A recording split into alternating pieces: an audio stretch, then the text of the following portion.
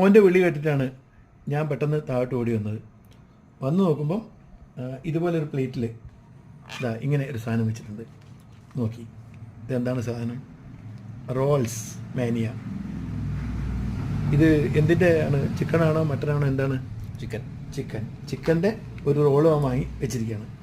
അപ്പോൾ ഞാൻ വേഗം ചെക്ക് ചെയ്തു. അപ്പോൾ നോക്കുമ്പോൾ എനിക്ക് വളരെ ഇഷ്ടപ്പെട്ട എൻ്റെ ബ്രാൻഡ് സാധനം തന്നെയാണ്.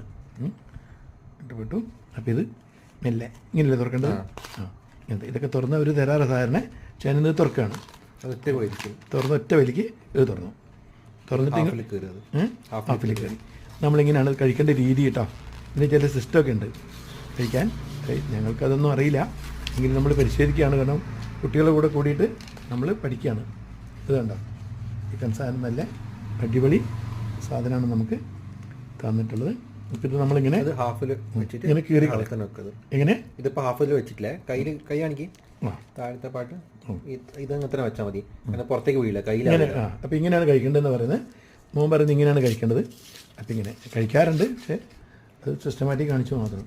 അപ്പം അതിനിങ്ങനെ കീറിയെടുക്കും. അപ്പോൾ പകുതി അത് കീറി കഴിഞ്ഞു.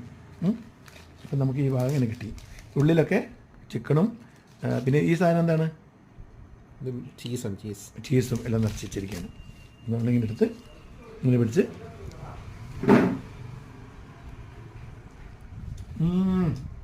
സൂപ്പർ സാധനം.